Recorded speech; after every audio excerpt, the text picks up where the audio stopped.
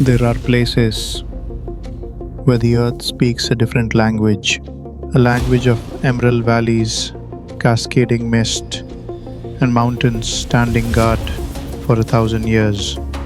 And then there is Mahabaleshwar. This time on Vibe and Voyage, हमने सोचा कि why take the familiar road. Last time, my journey to this beautiful hill station was via the ever reliable NH48 and Pune. लेकिन इस बार I felt a calling, a yearning to explore the scenic unknown. So pack your bags, tune into your favorite playlist because we are hitting the legendary NH66. Get ready for coastal beauty, winding ghats, and a whole lot of road trip, vibe and voyage. शुरू करते हैं.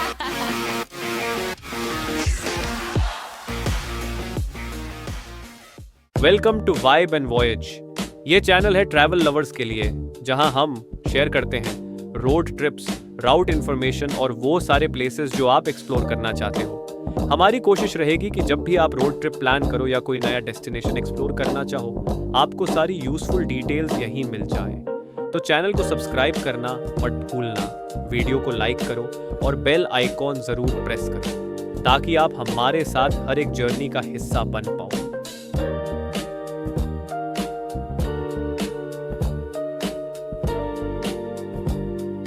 As you know, we are going to Mahabaleshwar और इस trip के लिए हमने choose किया है फेमस NH66। जो रूट हम ले रहे हैं वो है नवी मुंबई, पनवेल, पेन, मंगाओ, महाड, पुलटपुर, महाबलेश्वर। पुलटपुर तक हम पूरे NH66 पर ट्रैवल करेंगे और वहां से हम स्टेट हाईवे 32 तो लेंगे, जिसे पुलटपुर वैसुरु रोड भी कहा जाता है, और वो सीधा महाबलेश्वर तक ले जाता है। अगर आप अटल सेतु से आ रहे हो तो गवनपटा के पास राइट टर्न लेना, वहाँ से डायरेक्टली कनेक्ट होती है उरण पनवेल रोड। थोड़ा आगे जाओगे तो सीधा पलासपे भटा तक पहुँच जाओगे। ये रूट काफ़ी फास्ट है compare to the usual Belapur Panvel route. तो अगर आप अटल सेतु से आ रहे हो, मेरा सजेशन रहेगा ये शॉर्टकट लो, टाइम बचेगा और ड्राइव भी ज़्यादा सीनिक है।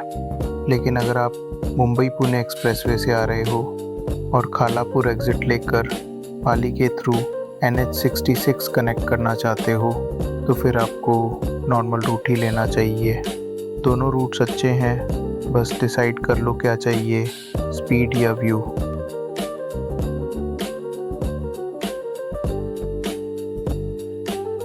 अभी हम JNPT पनवेल रोड पर ट्रैवल कर रहे हैं और ऑनेस्टली ये पहली बार है जब मैं ये रोड ले रहा हूँ।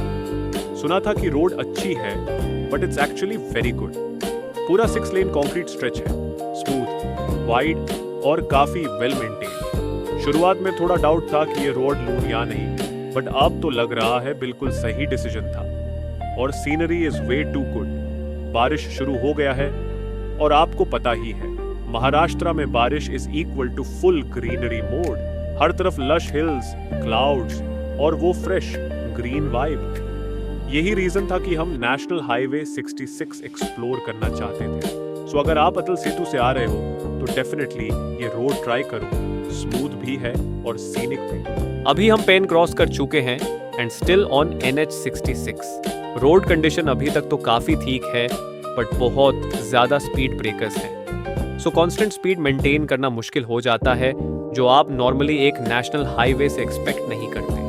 बट स्टिल बारिश में ये राउट सुपर सीनिक हो जाता है। अगर आप बारिश या बारिश के बाद के कुछ मंथ्स में ट्रैवल कर रहे हो तो यहाँ के व्यूज लिटरली वर्थ इट है। It's greenery everywhere. और हाँ, यहाँ से राइट टर्न लोगे तो यू विल रीच अलीबाग और स्ट्रेट जाओगे तो सीधा गोवा की डायरेक्शन। तो शॉर्ट में पेन तक रोड्स काफ़ी अच्छे हैं। आगे रोड कंडीशंस कैसे हैं वो भी मैंने इस वीडियो में आपको अपडेट करता रहूँगा, तो please stay tuned till the end. This is the place from where you will join NH66. If you come via the Mumbai-Pune Expressway, take the Khopoli exit. कुछ जगह पर आपको रोड डाइवर्जन्स भी मिलेंगे क्योंकि कुछ पोर्शंस पर अभी भी कंस्ट्रक्शन चल रहा है। जैसे कि आप सबको पता होगा, NH66 सीधा कन्याकुमारी तक जाता है। इस हाईवे की टोटल लेंथ रफली 1620 टू 1680 किलोमीटर्स होती है पनवेल से कन्याकुमारी तक। और यहाँ जहाँ हम हैं वहाँ से कन्याकुमारी लगभग 1550 किलोमीटर दूर है।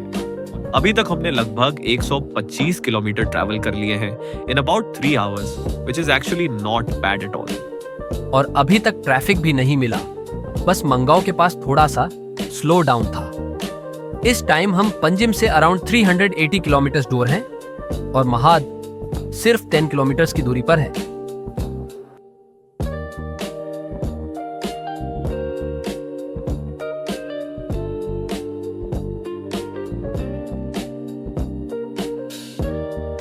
जो केव्स आप स्क्रीन पर देख रहे हो, it is called as Gandharpale caves. Not sure if I am pronouncing it correctly. And it is also called as Mahad caves. ये टोटल 30 बुद्धिस्ट केव्स का एक पूरा ग्रुप है। ऑनेस्टली मुझे इनके बारे में ज्यादा नॉलेज नहीं है, तो अगर आप में से किसी को इन केव्स के बारे में कुछ पता हो तो प्लीज कमेंट्स में जरूर बताना, काफी लोगों को हेल्प हो जाएगी। From this place you need to take a slight left and take service road. अब यहीं से हम NH66 छोड़कर स्टेट हाईवे 72 लेंगे जो सीधा महाबलेश्वर ले जाता है, और इस जगह का नाम है पोलटपुर। हमने NH66 पर अप्रॉक्सीमेटली 160 किलोमीटर्स कवर कर लिए और ऑनेस्टली रोड कंडीशन काफी डिसेंट थी। सिर्फ 3 से 4 पैचेस में ब्रिजेस का कंस्ट्रक्शन चल रहा था, जहां सर्विस रोड थोड़ा खराब था, बाकी सब स्मूथ ही था till पोलटपुर। I will soon upload a video of the road condition on NH66 till Goa, so please stay tuned। और एक में रीजन जिसकी वजह से मैंने NH66 चूज किया वो है ट्रैफिक। आज सैटरडे मॉर्निंग है, अगर आप NH48 लेते तो आपको बहुत ज्यादा ट्रैफिक मिलता, बट NH66 पर बहुत कम ट्रैफिक था। बस मंगाओं के पास एक छोटा सा स्लो मूविंग पैच था।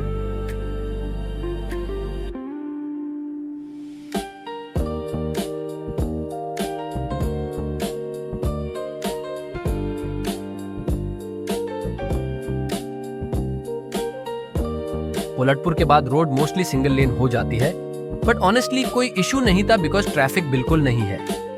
यहाँ से महाबलेश्वर लगभग 40 किलोमीटर दूर है और ghat section approximately 35 to 37 kilometre का है। First 3 to 5 kilometre plain road है, उसके बाद घाट स्टार्ट हो जाता है। And again I have to speak about the beauty of Maharashtra during monsoon. हर तरफ ग्रीनरी ही ग्रीनरी, व्यूज इतने अमेजिंग हैं कि वर्ड्स भी कम पड़ जाते हैं। अगर आपने अभी तक महाराष्ट्र को मॉनसून्स में एक्सप्लोर नहीं किया ना, तो डेफिनेटली प्लान करो। मेरा प्लान एक्चुअली मलशेज घाट एक्सप्लोर करने का था इस मॉनसून, बट लास्ट मिनट हमने महाबलेश्वर चूज कर लिया। मैंने ऑलरेडी 4 बार महाबलेश्वर आ चुका हूँ, वो भी दिसंबर में स्ट्रॉबेरीज एंजॉय करने के लिए, बट इस बार मॉनसून वाइब के साथ एक्सपीरियंस बिल्कुल डिफरेंट होगा।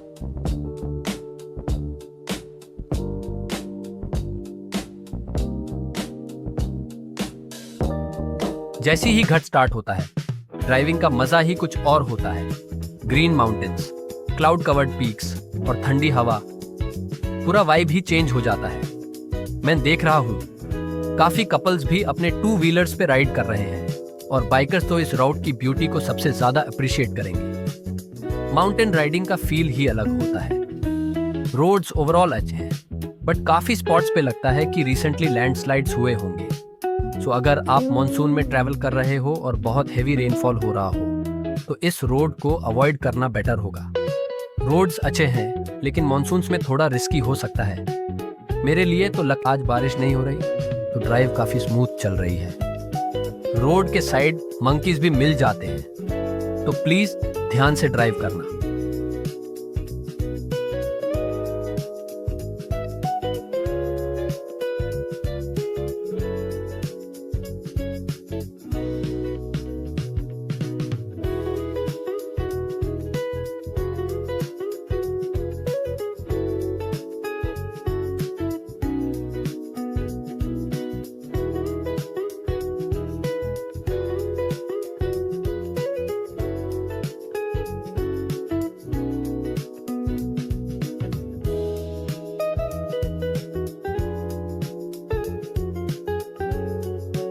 It's about 1 p.m.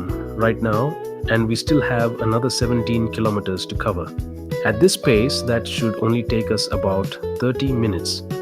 As you climb to a certain height here, you'll notice that most of the peaks and valleys become completely covered in fog.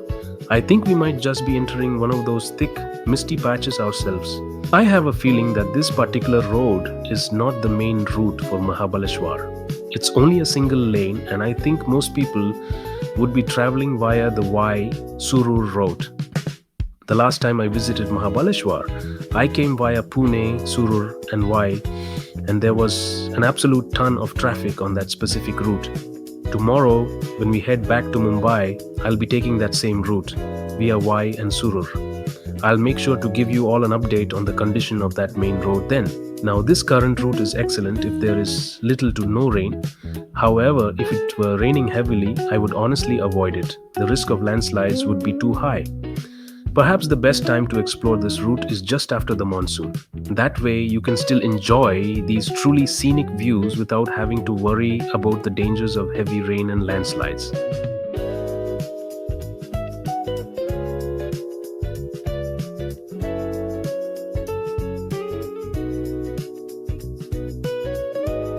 And we have finally reached Mahabaleshwar.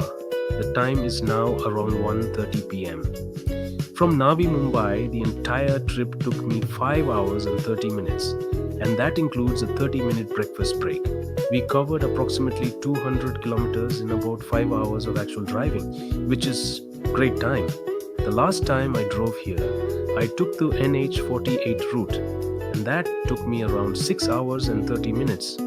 Not only was it longer in time, but that route is also about 40 to 50 kilometers more than the one we took today.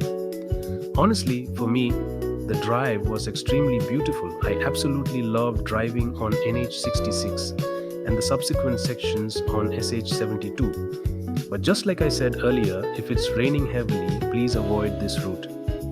Otherwise, for the sheer scenic beauty, you should definitely try this route at least once.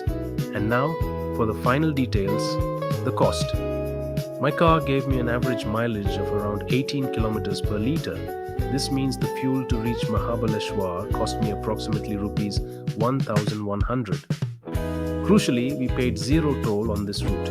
If you had taken the NH48, the approximate one-way toll amount would have been around rupees 445. So, the total cost for me for this entire journey is just the fuel.